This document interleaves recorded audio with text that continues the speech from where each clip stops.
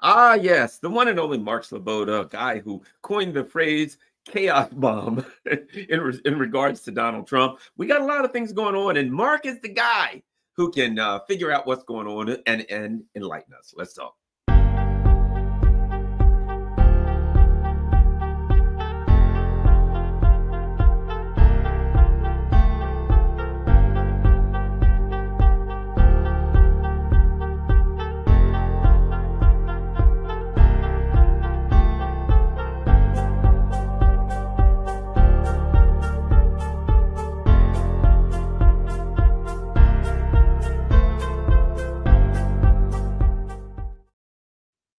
Hello, Mark. Welcome to my humble and highly um, restricted channel.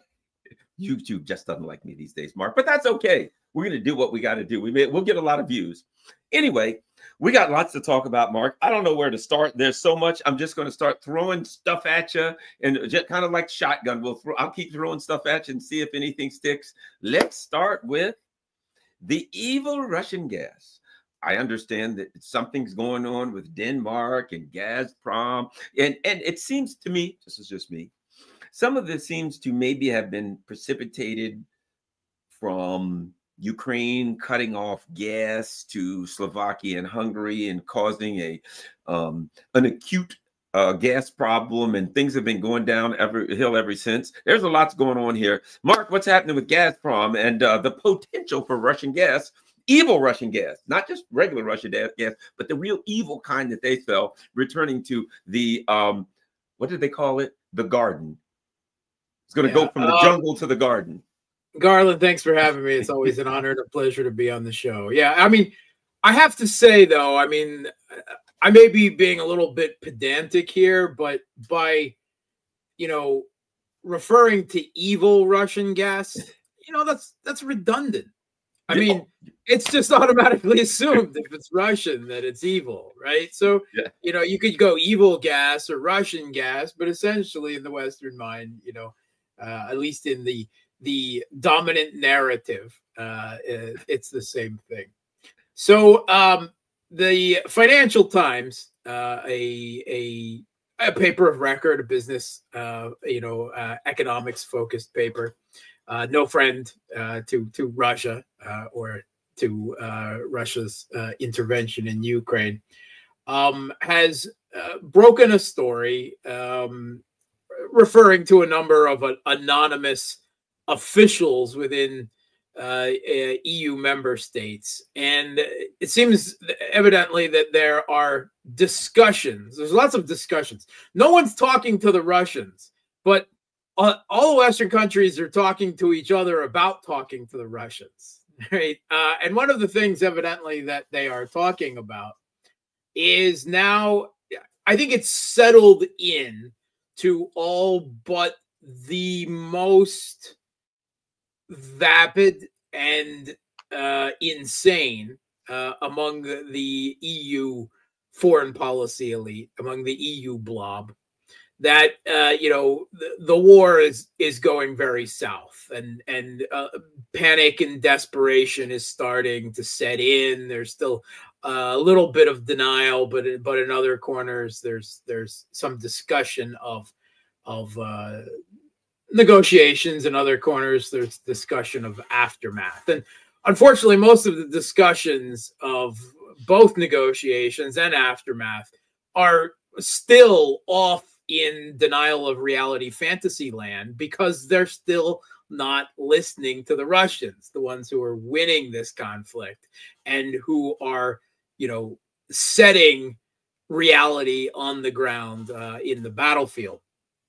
And one of the things that the Financial Times has reported is that evidently some officials of EU member states, and the paper mentions specifically Hungary, of course, but German officials as well.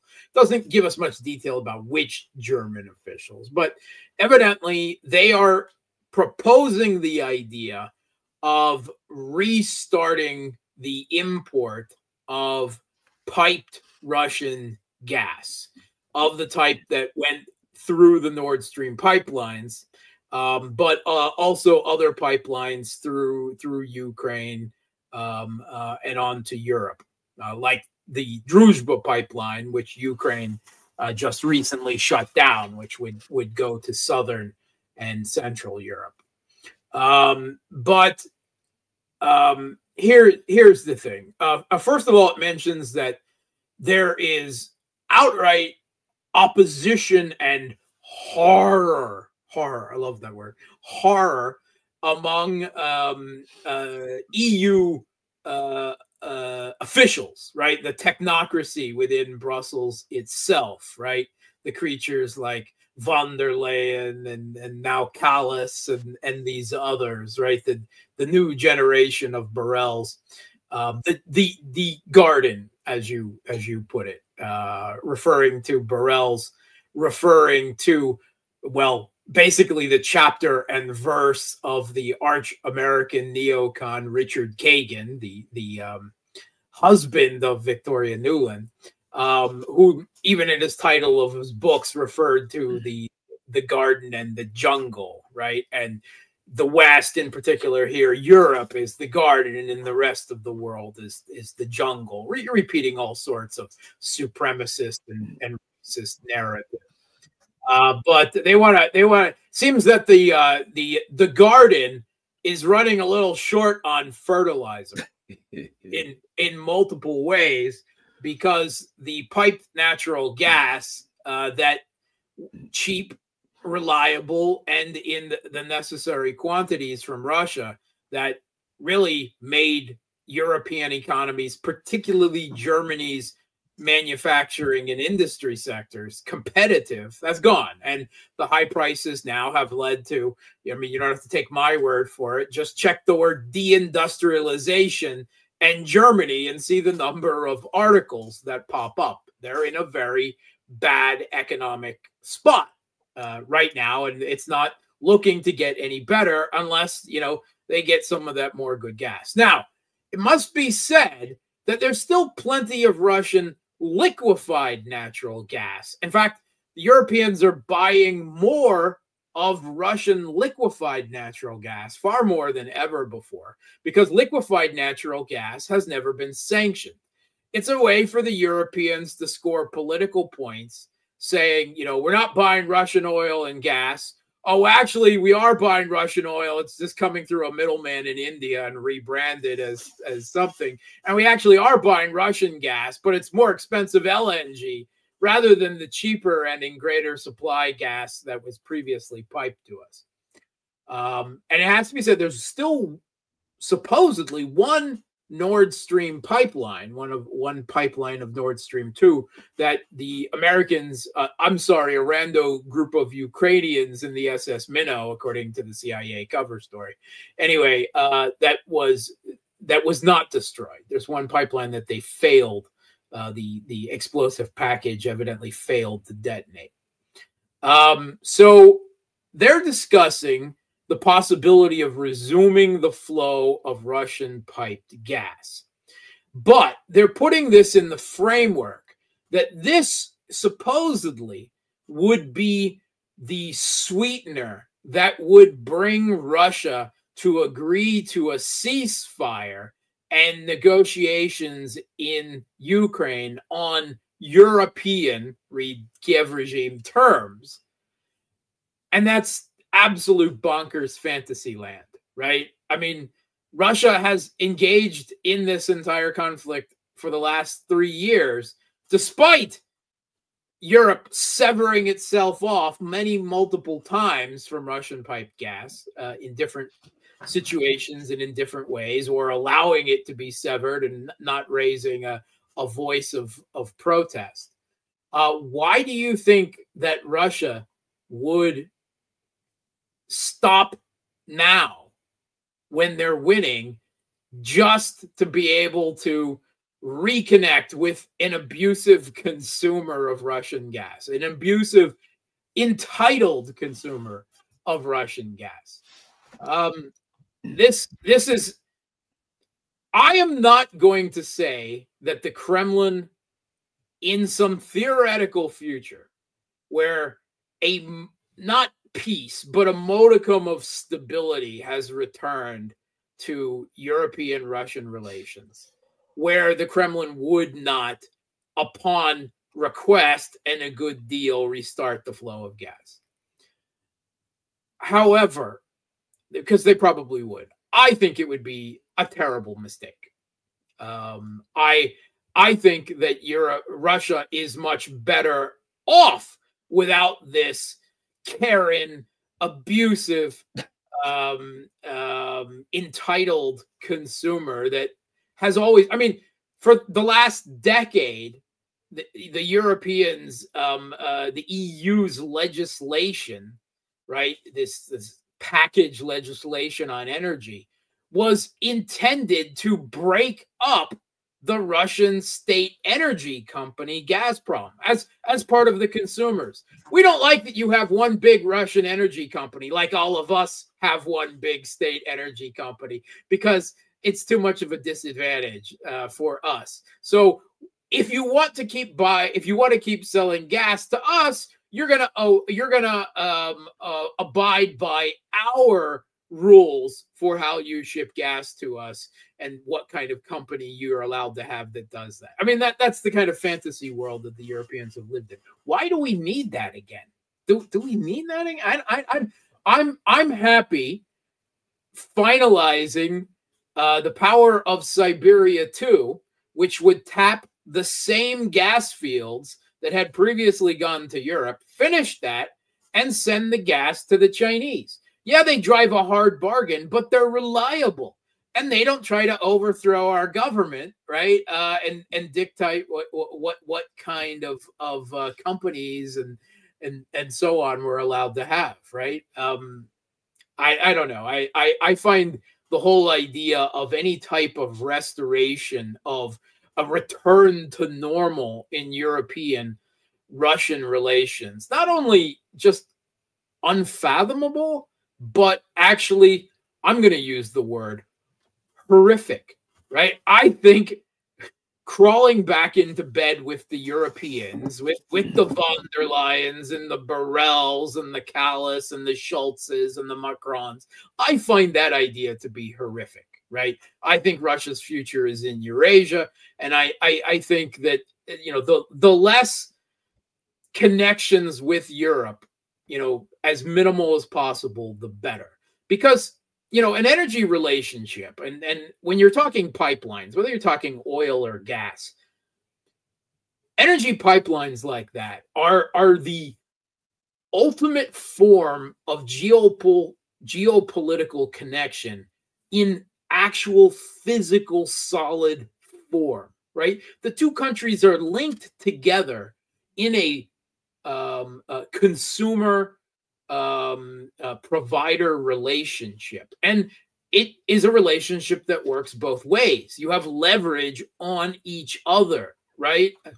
So I'm not so sure that that's a good idea. I also don't think that the conditions, I don't think that Russia is going to compromise on the goals of the intervention in Ukraine, of the special military operation, just for the opportunity to sell gas to these spoiled brats and save the economies in Europe again. And it has to be said that, you know, there's a few other problems there, namely Ukraine, because most of these pipelines, other than the one surviving Nord Stream pipeline, goes through Ukraine. Right, and they're the ones who have refused any renewing the transit contracts for the Druzhba pipeline, which had fed gas to Slovakia and Austria and Italy and elsewhere in Southern Europe. And there is still one Russian pipeline that is actively bringing gas into Europe. That is the Turkstream pipeline that runs through Turkey under the Black Sea and then into Europe, and it goes into, you know, the Southern Europe there. You know, obviously not without as much capacity as all these other pipelines that it in. But the Europeans have been trying to blow up the Turkstream too, right? It just launched a drone attack on the Russian end of a metering station in Russia a couple weeks ago. They failed to do any significant damage. But, you know, these pipelines to Europe, I mean, what's to stop Ukraine from blowing up what's left or blowing up anything that's remaining, or the U.S. from doing it if it thinks it's significant enough, right? Maybe Donald Trump wouldn't do it. Maybe he would do it. I mean, he's really big on drill, drill, drill and selling more American LNG. I don't know if he would follow the Biden path. But in any way, Trump's gone in 4 years. Russia takes the long-term view of these things. So anyway, that's what they're discussing in the Financial Times. That you know, this now an internal fight within Europe at even the thought of you know, coming begging to Russia with cap in hand, essentially saying, "Can we have some gas? Can we please have some gas?" Right? But of course, they would never do it in such humble and obsequious terms.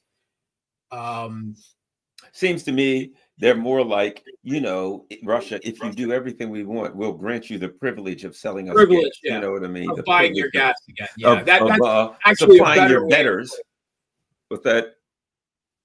That's a better way of putting it. I like the way you put it better. Yeah, your betters, of supplying gas to your betters. Yeah, no thanks. After we tried to kill you and it didn't work, okay. Well, I mean, they did. I mean, the Europeans have caused the deaths of tens of thousands of Russian soldiers and civilians. I mean, are we supposed to just forget that? I don't forget that. I know lots of Russians don't forget that. I do not look with kind eyes, you know, on Europe anymore. I mean, there were a lot of Russians who thought, yeah, America's America, but, you know, we've had decent relations. No. In fact, the relations with Europe are in many ways worse than they are with the United States, at least with parts of Europe. Hungary, yeah, you get an exclusion. Slovakia, okay, you're not really important, but we're glad to have you anyway. But, you know, too many of the other countries, it's they're toxic. They're toxic. Russia doesn't need them. I agree. Let them figure it out. You know, let them figure it out. Hey, can you help? Yeah, give them a couple generations to come to some kind of sanity, some kind of internal political sanity. Hear, hear. Let me ask you a question, Mark, from afar, from Moscow. I'm sure you've read what's happening at USAID. A lot of us are very, you know, it's very interesting.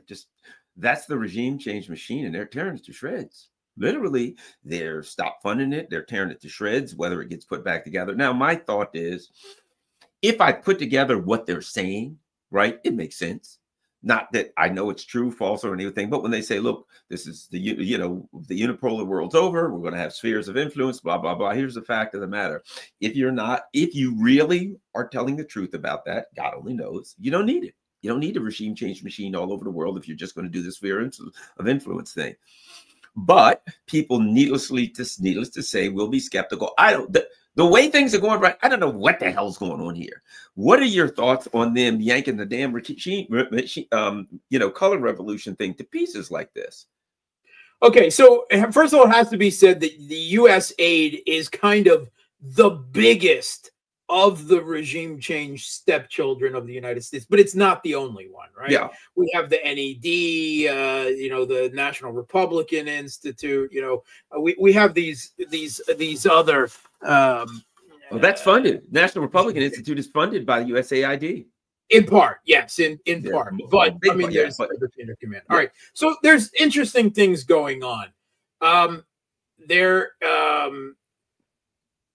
First of all, USAID it's all stopped, right? Not just to Russia, not just to Ukraine, but to the entirety of the world, right? It's all its work, the work stop order, everything is suspended, all new money, all existing money, and it's undergoing an audit and an examination, at least of its leadership. And it's a much larger organization. And it's been known for many years. It's been widely reported, even in the US media for many years, right?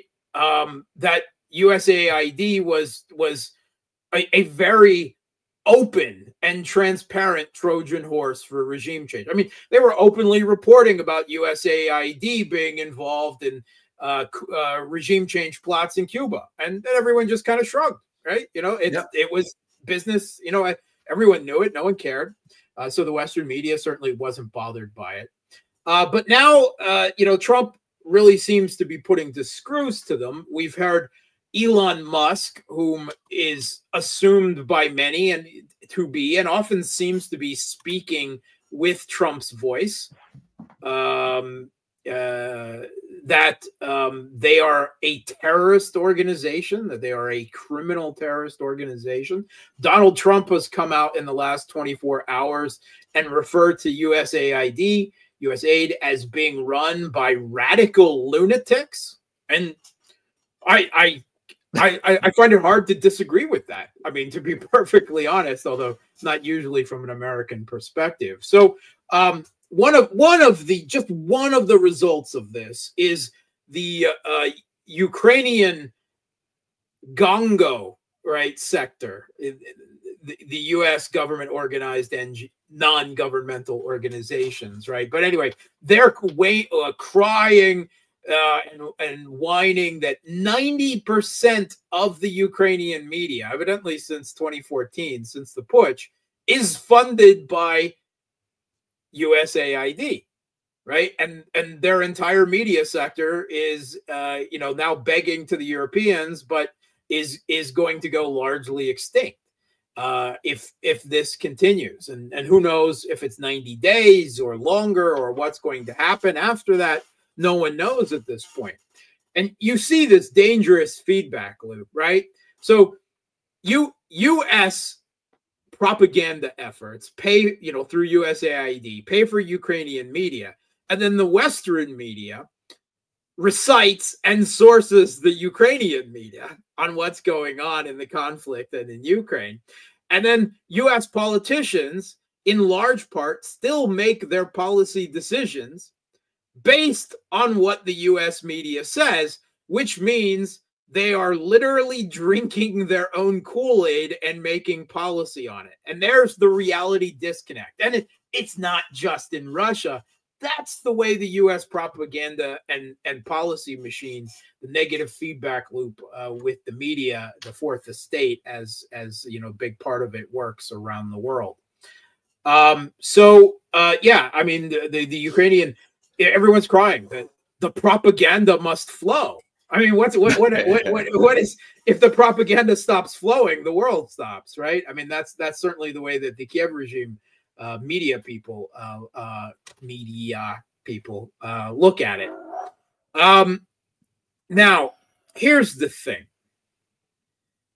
Tell me, Garland, do you believe that Donald Trump is stopping the influence and regime change work of U.S. aid because he wants that pernicious influence on the rest of the countries of the world, like China and Iran and Russia and Venezuela and Cuba, ended because he believes it's morally wrong?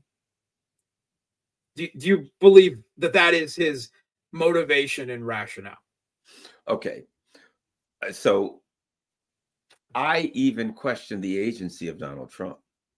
Things are happening that are so radical that one could only be described as a U-turn, right?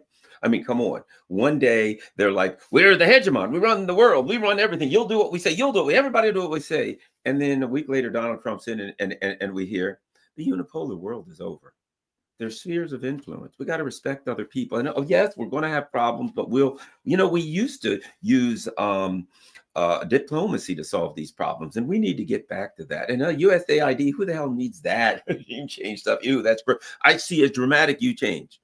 You turn. That ain't Donald Trump. Donald Trump would not live a second if the people who have power didn't want him to do it. A U-turn, decisions have been made by very powerful people. Now, it is my belief that they looked at this thing over the last 4 years and said, these bastards are going to kill us. And we're billionaires. And we don't want to die in a nuclear war. And that realists, people like Dr. Jeffrey Sachs, that those kind of voices were heard. And they said, look, guys, here's the truth about the world. You can either deal with it or you can die in a nuclear exchange, your choice.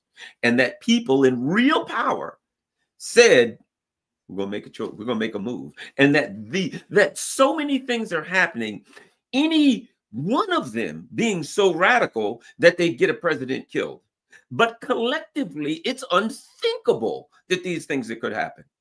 That decisions have been made at a very high position.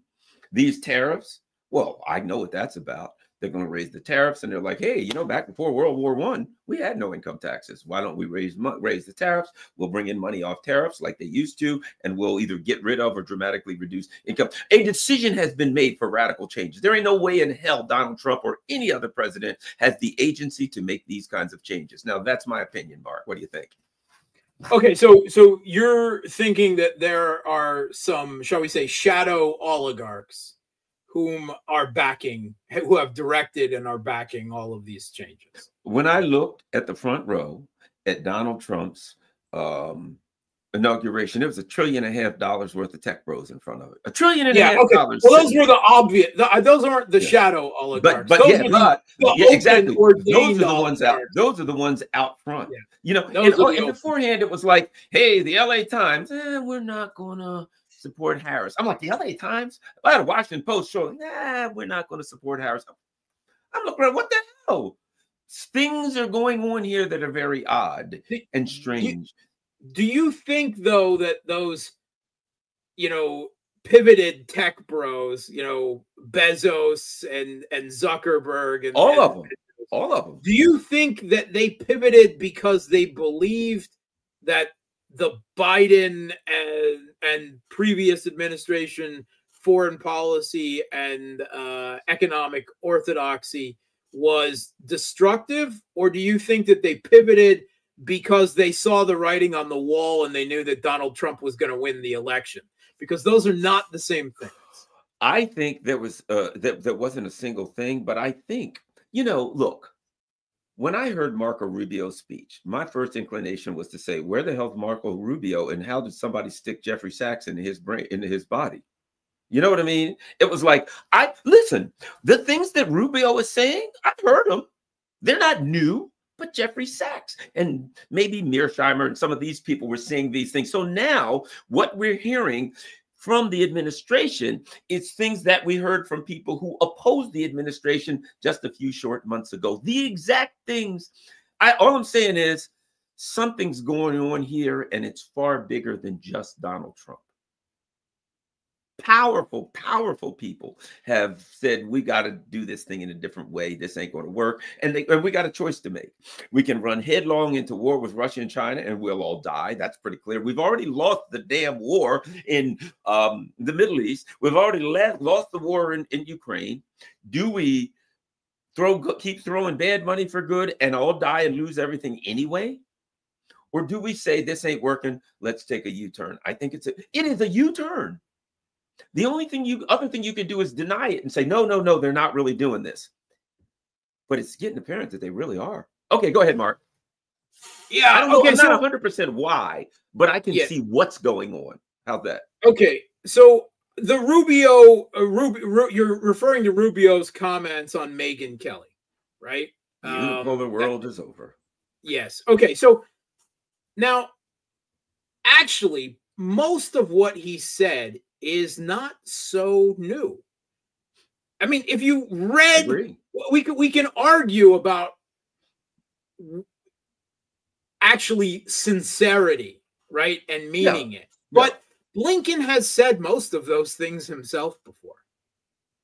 But did they align? But did they align with his actions? The difference now is there are actions being taken that align with those words. That's the biggest difference. Well, Blinken said one thing and did the opposite. But not all of them, but I can see actions that are aligned. Did you see Tulsi Gabbard's speech? You're not allowed to say that. You're not allowed to say that to the senator. No, they would have executed her on the spot 6 months ago.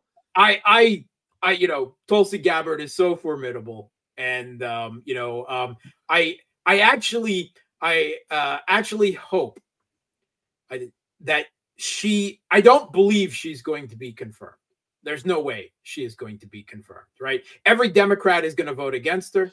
And there were already 3 Republicans, senators who voted against Hegseth, requiring J.D. Vance to step in to break the time vote, and there'll be a lot more Republican senators that will vote against Tulsi Gabbard. So we can discuss whether it's in Trump's interests for a recess appointment, these sorts of things. But Tulsi Gabbard and RFK Jr. are never going to get nominated by. Let me throw something at you. Yeah. I got a buddy of mine that we're discussing. And here's what we said. There's no possible way either one of them can. But if they are, we got to change our discussion. See, it's possible. If they don't, that means that there are factions of the ruling elite that are battling now at war. But what the hell happens if they do? I think if they do, we do have to reset some of the things that of our assumptions. Continue. Sure. Yeah, I think they're already at war. I mean, whether Trump gets them through or not, there is a war going on in D.C. right now, right? He is trying to upset, to decapitate the leadership of the blob, right? Of the deep state, the permanent bureaucracy, and replace it with his own creatures. All right. I mean, that's what's going on right now. I mean, there is blood on the walls of the, not just USAID, but the Treasury, everywhere, the State Department, the Pentagon, right? He created FBI, DOJ. He was playing Santa Claus and creating a naughty list over the last 8 years of anyone who acted against him, looked at him the wrong way, said anything mean about him, right? I mean, he absolutely has a list, and he now has, unlike his first administration, he has a plan and an apparatus and people acting on it, right? He's got his troops.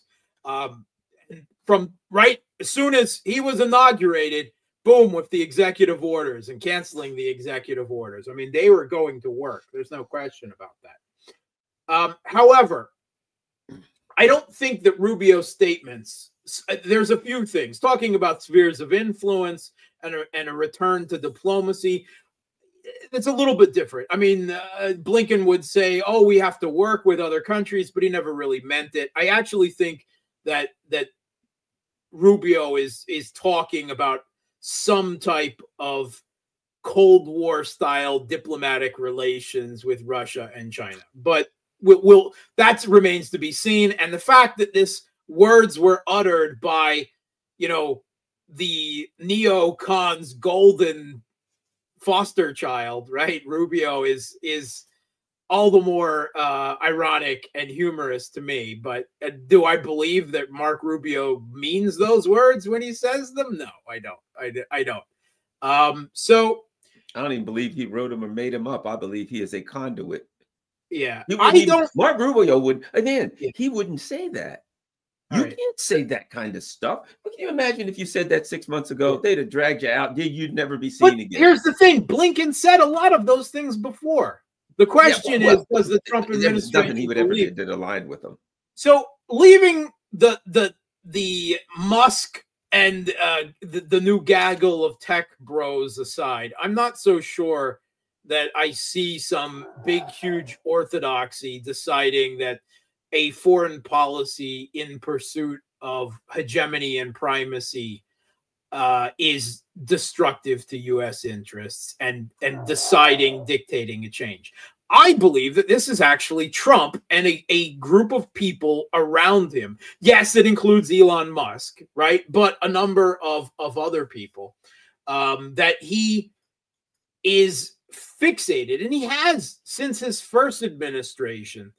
He's spoken about it before. He sees the golden age of America that he wants to restore as the presidency of William McKinley, right? When the U.S., under a shield of tariffs, was raising its industry and up to be the first among all the countries of the world, at the, in the beginning of the 20th century. Right. But I think this is largely his grand strategic vision, right? Him and people close to him. I don't think that this has widespread approval among the unnamed oligarchy, right? Or certainly not within the blob. But Trump is going to try to push it. And his vision, he sees, I believe he sees, hegemony, the pursuit of primacy, to be cost ineffective for the U.S. as costing more, and the U.S. has to pay too much money to too many other countries and interests, and U.S. gets too few benefits as a result of that, right? And you can simply see that by the big sucking sound as capital around the world is redirected from the West to Asia by the very vehicles of the neoliberal global financial architecture that the U.S. put in place going all the way back to Bretton Woods, right? And this is essentially, Trump has declared war not just on the blob, but on Bretton Woods and globalization as we know it. Now, what does Trump see as his alternative vision? Unfortunately, I think that the Trump's grand strategic vision is just as aberrant, unworkable, and undesirable as U.S. pursuit of hegemony and primacy. And it's not that Trump is saying, it's going to be a multipolar world, and we need to re-examine ourselves and find a constructive place for the U.S. within that multipolar world order. No, Trump is not thinking that. Trump wants a return to old school imperialism, where he sees the U.S. as first among great powers that will push the rest of the world around within their sphere of influence, right? U.S., Russia, and China. It's quite obvious that Trump does not include Europe as one of those great powers. He hates them. Right? He hates them. It's obvious that he hates Zelensky and he hates the Europeans. Everything we've seen with Greenland and Canada and Colombia and Panama, that's the Don Road doctrine, right? That's Trump saying the Western Hemisphere, it's mine. I'm not so sure that old school imperialism is necessarily any better. It will be a change, and there will be a lot of disruption. First of all, the idea that he alone can take on the entirety of the blob, the deep state that has been built up over generations, decades, I got to say the odds are against him. Well, he wouldn't even try because they'd have killed him 2 weeks ago. They did kill John F. Kennedy when he said so. He the fact that he's still alive, the win. So that's why I keep saying it's neo-mercantilism. That's what they're going to do. But the bottom line is there is a faction of the ruling elite that sees this as an option. Now, let me throw this at you. I do want to throw this at you. Based on some of the things he says, it sounds like what he wants to say is this, like kind of a triple block. Look, Russia, you got your section, we won't screw with it, but so much. China, you got your segment of the world, we ain't gonna screw with it, but so much. We're going to take the Western, kind of like the 5 crime families of New York City. We got Brooklyn, the Genovese family, the Bonanno family. You know what I mean? No. So because if you remember, he said, yes, I need to meet with Putin and Xi, and we need to have a world powers, right? And the way Trump sees things, I'll take this, you don't screw around much in ours. But here's the problem. If he proposes that, Russia and China will say, no. Yeah. We'll do business wherever we want, and you do business with whoever you can do business with you. But the idea that we're dividing up into 3 blocks, the answer is no, because we already know that inherently, if you have blocks, there will be competition. At some point, it'll fall apart. You'll be gone. The next jerk will be here. And now the blocks will compete, and they'll go to war as blocks. So no, we're trying to do this non-alignment movement / modern version of that. So the first place he's going to bump heads is these people are intent on creating blocks, and Russia and China ain't going to buy into blocks. Go ahead. And they are, right? And they're not going to, his dictates to Panama. You will drop out of the Belt and Road Initiative with China because I say so, right? And Panama roll, from what we've heard, all right, we'll wait and see. But shows belly up and plays submissive. China is certainly not going to accept that. And what's more is I think that Trump's Truth Social screaming capital letters media post to Putin that he made a little over 2 weeks ago, that was him saying, yeah, we may be great powers and this all is mine, but I get to say what is yours too. That's the mafia Don Addisford. What I think is happening with USAID aid is not that Trump wants to curtail, covert and U.S. influence and regime change efforts around the world. When he tried to use USAID to overthrow the government of Venezuela during his administration, it was just one of the worst such attempts. It was really, really half-assed. Let's be honest about that. However, I think that he has identified U.S. aid as the center, the beating heart of a lot of the deep state efforts that were directed against him during his first administration and during the last 4 years. He sees that as a snake nest of his domestic political opponents. And he sees where a lot of their protocols for regime change in other countries were used against him in the United States.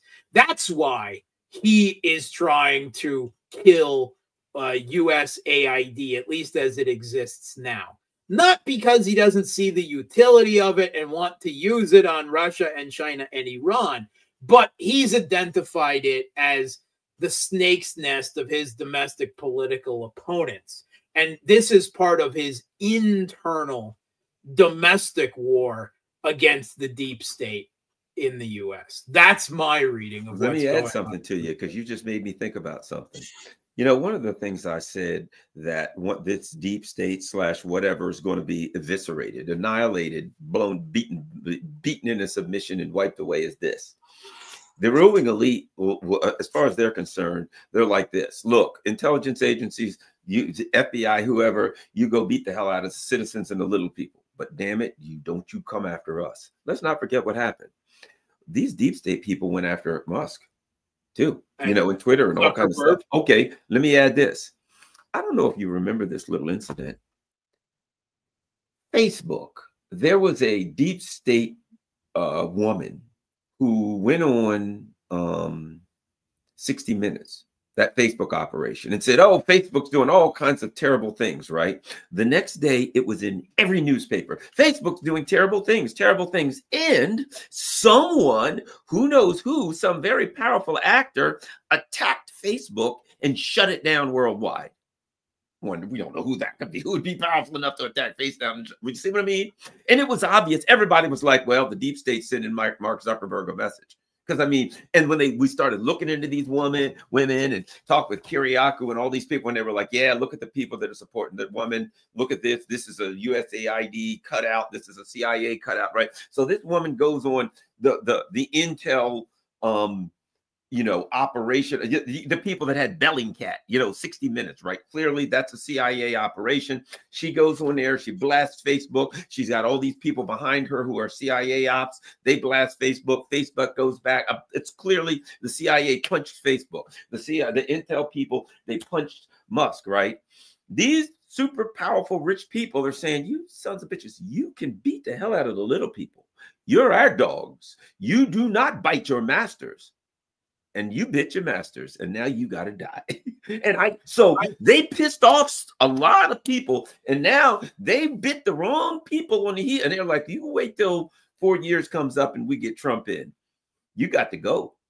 Okay, so I agree with you. I remember the look on Zuckerberg's face when he was facing grillings, right, on congressional hearings, right, and he rolled over and played dead. And brought in an Atlantic Council propaganda agents, yes, that's right, EFA labs in for his fact checking and everything. But Zuckerberg didn't switch sides away from the Biden administration and the Biden presumptive Harris administration till the election was already over. I mean, not till the writing was on the wall. It's DC. Come on. Musk is the only one who jumped ahead of the others. Bezos was playing footsie on the fence. He had one foot in both camps there. He was trying to play in both camps, right? But Zuckerberg didn't flip. So I'm sure that these tech oligarchs, they see opportunities now within a Trump administration, but they were willing to play ball or to play second fiddle during the Biden administration. Did they have a choice? They didn't have a choice, right? I mean, they did down inside. Maybe, I mean, I don't want to say, I mean, something, obviously they see opportunities, but I'm sure they see costs as well, right? They've weighed their option. And as one, they've now jumped in the pool with Trump.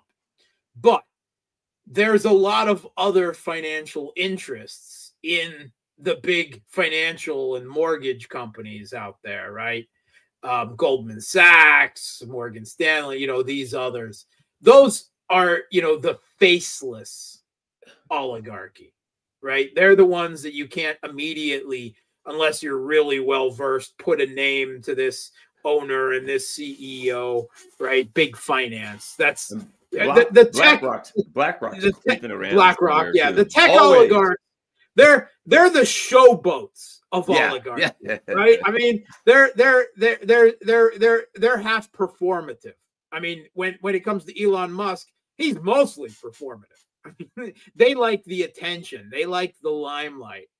So there are different interests, and the oligarchy as it exists in the U.S., they are not all on the same page. They don't all have the same interests. They benefit from different circumstances in government. So, but don't you think this? Here's the other part.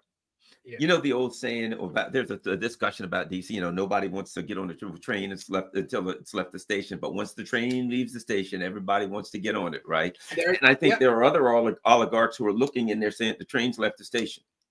And I'm not going to stand there and try to yank this train and stop it. You know what? The train has left the station. It's still got a door on, and I'm an oligarch, and I get.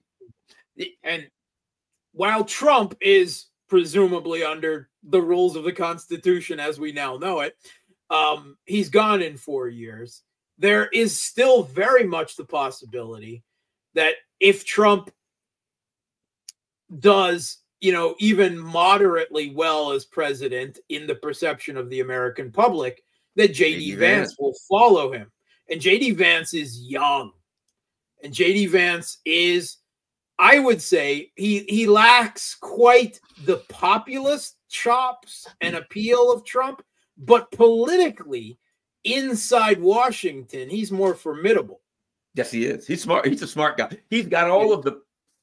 He doesn't have the flair and the charisma of Trump, but he's got the populism kind of stuff. Yeah, and he's a smart. He's got a bit of it. He's got a bit of it. He doesn't have. I mean, no one does right now for Trump, but J.D. Vance has at least learned smart lessons from it. There was a time when J.D. Vance called Trump Hitler.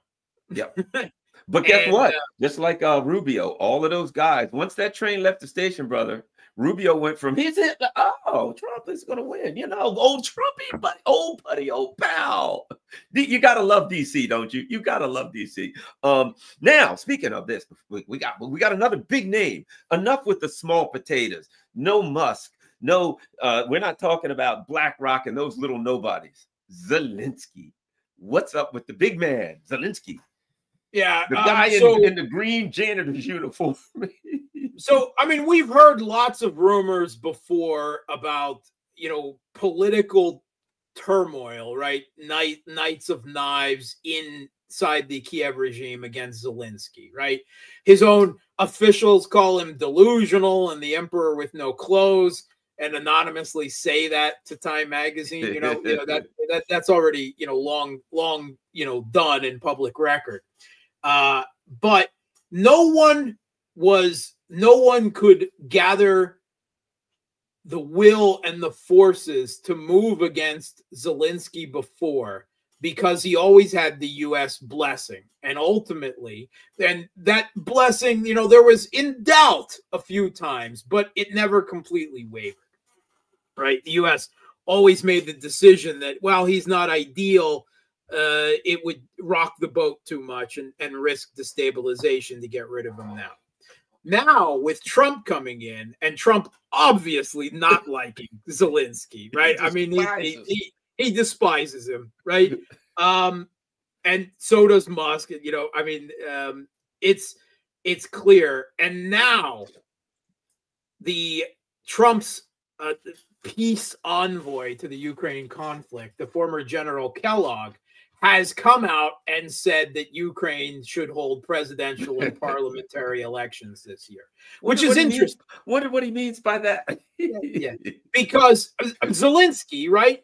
His term of office as president under whatever, you know, elections have not been valid in Ukraine since 2014, as far as I'm concerned, since the Maidan Putsch seized power and lustrated and pogrommed and eventually outright banned all of the political voices of East Ukraine, all the leftists in the country, right? You know, it was all just a Maidan, you know, Maidan party, right? Just different voices within the Maidan, and that's all that was allowed. But under that, you know, Zelensky was elected, and his term has expired, you know, last spring, right? He is only retaining presidential powers through continued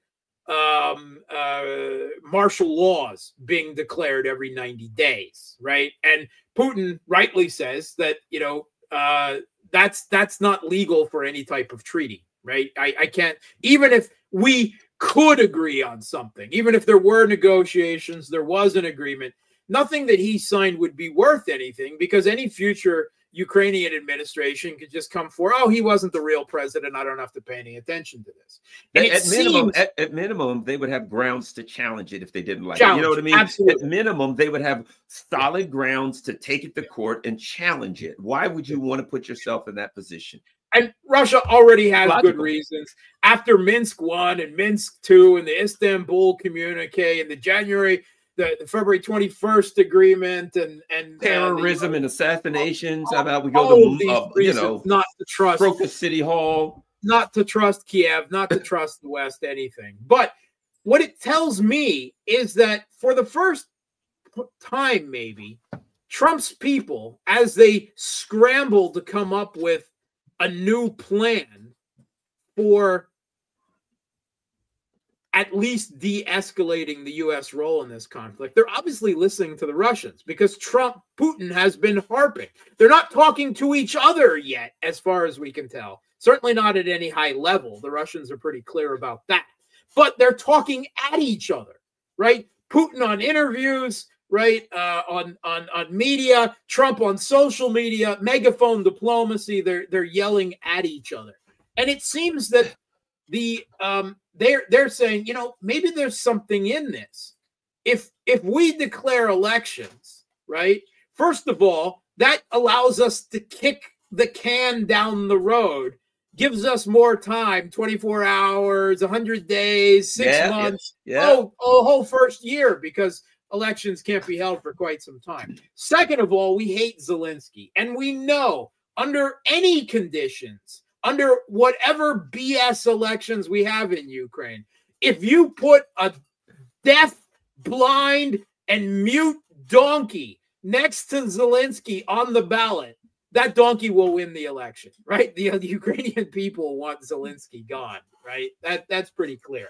There's no way that he can rig any election enough to be reelected.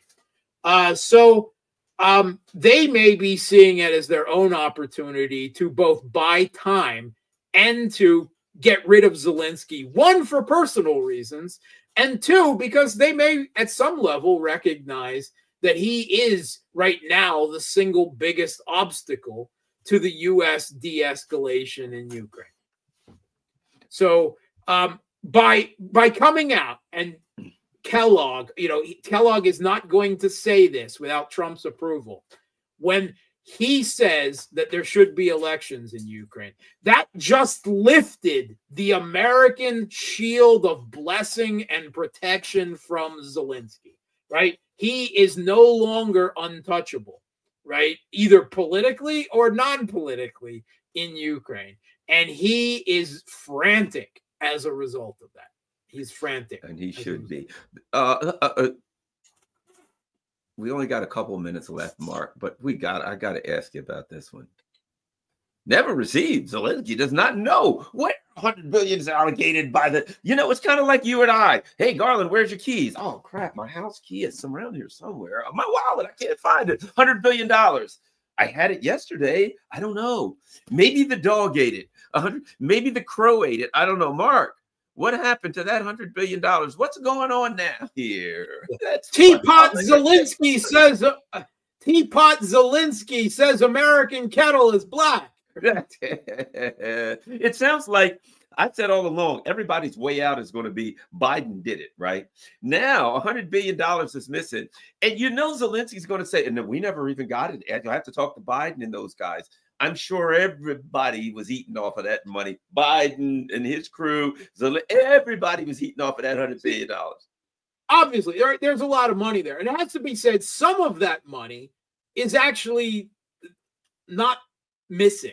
Right? Right. A lot of that money was earmarked when it was presented as for Ukraine, but it was specifically earmarked as investment in the U.S. military-industrial complex. So, yeah, Ukraine never saw it, right? When they said $61 billion of aid to Ukraine, but $40 billion of that is actually for Lockheed Martin and add this.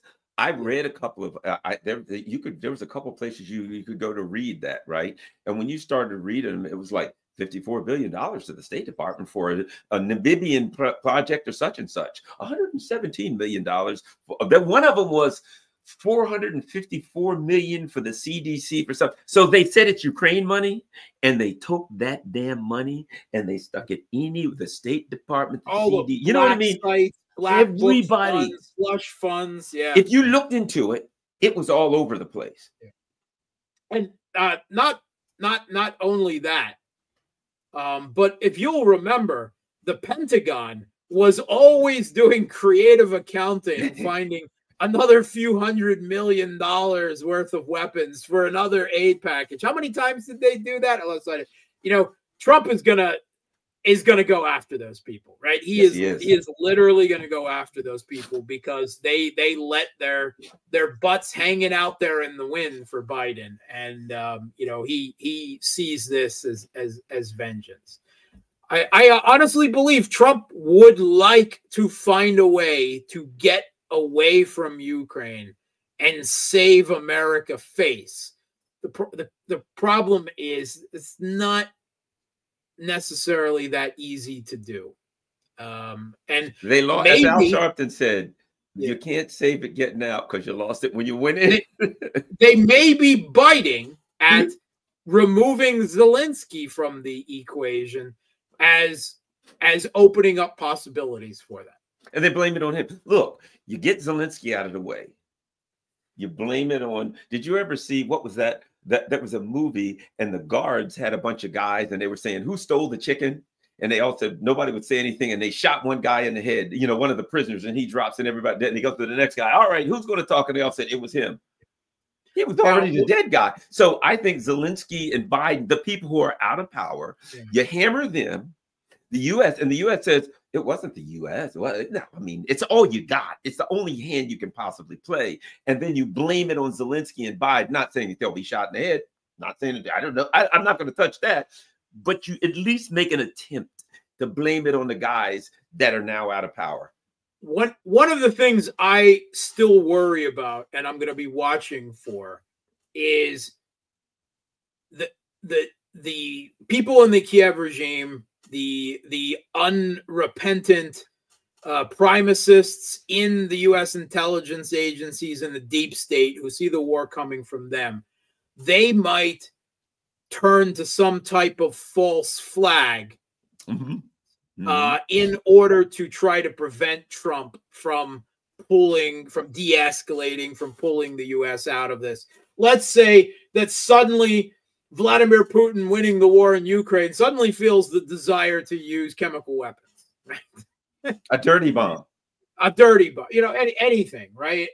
So that is something to, I believe these people, not just Zelensky, but people also within the U.S. intelligence community and deep state are so desperate right now that there's nothing that they won't consider doing if they think they can get away with it. Do you think maybe this, though? They're so busy running for their lives, burning documents, deleting. Yeah, I mean, think about it. That's the other part of it, too. Yeah. If you keep these people on the run, it's possible that they do that, or it's possible that they're so busy running that they're more concerned about trying to survive this thing. That those days now it's about personal survival. Because let's face it, I mean, you got literal emails, I'm sure you saw it, where John Brennan, with this 51 Intelligence, sends an email and he says, yeah, we need to do this so that Thursday night during the election, Joe Biden will have something to push back. That's a smoking gun, buddy. That is election interference. I mean, these people now, anybody who saw that email, anybody who saw anything similar, they got a lot of leverage over a lot of people. They're like, there is blood on the walls in DC, right? I mean, and let's face it now, every new administration that comes in, that's how politicized and weaponized the U.S. legal system has become. It is just turned loose, right, on their political opponents, right? They did it against Trump. Now Trump is going to do it in, I believe, truly biblical proportions against everyone he believes that came after him. Now, it doesn't say anything about the U.S. legal and justice system other than it's completely politicized and weaponized. But that doesn't mean that I'm not going to enjoy seeing a lot of these people, stuck on public pikes. Yeah. Well, the White House. The other part of my conspiracy theory is that the ruling elite have said to Trump, we're doing a U-turn. We're not going to all die in a damn nuclear war. And we're going to, okay. But the second part of my theory is, so which means that while Trump is on board with this, it's questionable how much agency he has. These are powerful people who are saying we're going another direction. But, okay. But in return, they said, now, Donald Trump, appreciate you doing this. You're on board with it. We're on board with it. It's going to be tough and risky, but you're the man to do it. And in return, in his one book, he wrote, take note of those who betray you. In return for you sticking your neck out for us, those bastards that betrayed you, have at them. Whatever you want to do, every last one of them. Yeah. If you need a hand from us, let them know. You got a list, and Trump pulls up something that looks like the Yellow Pages. Oh, his list looks like the Yellow Pages. It's this thick, and he's like, "Yeah, do what you got to do with them." That's the thing. There's always an in return, and there was a question, for instance, when Netanyahu suddenly rolled over and agreed to a ceasefire, right? Remember we said there was a stick probably, but there was probably a carrot too. Now we know what the carrot was. Trump said, yeah, you agree to a ceasefire now to make my inauguration look better and say that I got one of my campaign promises fulfilled. And I'll fully back you ethnic cleansing the entire Palestinian population, and I will put renewed pressure on Egypt and Jordan to make it happen. Genocide Joe, move over. We got genocide done. Well, I don't know. We'll see that. I think it might have had something to do with it, but I don't know. I'm just still stunned by the stuff that Tulsi Gabbard. The most consequential thing that she said was, okay, you gave me the history. Everybody knows it. You're not allowed to say it. All the historical stuff, everybody knew it. You're not allowed to say it. And everybody just sat there blankly like, I've been told to keep my mouth shut. I'm not even going to give her a bad look. But she basically said this. Oh, by the way, the guy that we just put in power, he's a friggin' head chopping ISIS member right now. And I thought, you just said that, she came in, he's an ISIS member, and we put him in. If that is so, he's been listening to us. If I'm that guy, I'm real worried because within a day, if she comes to power, there's no, you know what I mean? About things. There's a woman who's basically saying he was dancing in the street when 9/11 hit. doesn't sound like she's going to be playing footsie with this dude. If she wins, we got to have another talk, Mark. We will. We definitely will. I mean, I saw her. Forget Disney's Marvel and the Avengers. You want to see a real superhero? That was Tulsi Gabbard facing down an entire room of senators and intelligence officials when she said, "You've called me Putin's puppet. You've called me Assad's puppet. You've called me Trump's puppet. But what you're really afraid of is that I won't be your puppet." Oh, that was just that was bringing the Shakespeare to politics, boy. I mean, that was brilliant. That was. I don't want her to win. She went into. I don't want her to be confirmed, because if she is, that might give me some hope. Oh, and no. Hope is the death of analysis. I don't want any hope. I don't want any hope. Well, I've seen a lot of confirmations hearings, and they usually walk in, kind of subservient and say the things they're supposed to say to convince people, and say things they don't even mean and that they won't do and they don't believe. And they show, I understand I'm in the upper chamber and I'm going to bend the knee. Boy, she came in there it was Al Capone with a baseball bat. Right? No, she comes in with the baseball. Everything she says, she terrifies them, because she is operating under ideology and principle. Two things that they can't steamroll her. They can't throw feces on her. They can't do anything to her. She is, they have to stop her from ever being confirmed. And so here's my prediction. Before it goes, they both get in. What do you think? Neither of them get in? I think neither one of them are approved by the Senate. We can talk recess appointments by Trump afterwards. Mark Sleboda, where can everybody find you and all your good works? You can find me on Elon Musk's Twitter X at Mark Sleboda 1, and you can also find me on Substack and Telegram, both under The Real Politique with Mark Sleboda. Thanks a lot. And Mark is on a lot of different shows being interviewed. So wherever you see Mark's name, make sure you click on that and check it out. It's always going to be good, fun stuff. Mark, thanks a lot. And I look forward to talking to you again soon. I'm going to hang around with my people. We got a bunch of super chats, and usually they got questions and all those things. So I will answer the super chat questions and see what's happening. Talk to you soon. Thanks for having me. All right. Bye. All right, let's see what we got in the Hall of Super Chats, gang. Sparky says, build a better world with bricks. And keep going. Good Sparkster.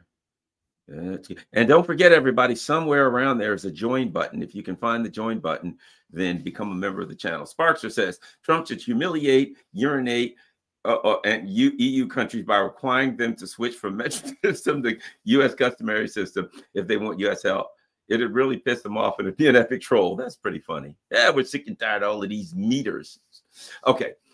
Klaus Vatny says, why is it that no one's ever able to identify the real players behind the scene with names and details and agenda? Yeah, that's why they're so powerful. I think BlackRock is a big one, though. Yeah, there's ones they'll let you see, and there's ones they won't let you see. All right, we're going to look at Rockfin. Oh, we got news and happening over there. And we are now going to take a peep. Okay. Oh, there we go. I don't see any, what do you call those things? Rumble rent. So, all right. Thanks a lot, everybody. Certainly appreciate it. If you can afford to, make sure you, if you can afford to, whether it's buy me a coffee or PayPal or Cash App or whatever the case may be, certainly appreciate it. If not, that's okay. Just share this on all your social media outlets. Make sure you click on the old like button. Make sure you click on the old subscribe button, and you just share this everywhere and all that kind of stuff. Thanks a lot. Have a great day. I'm out.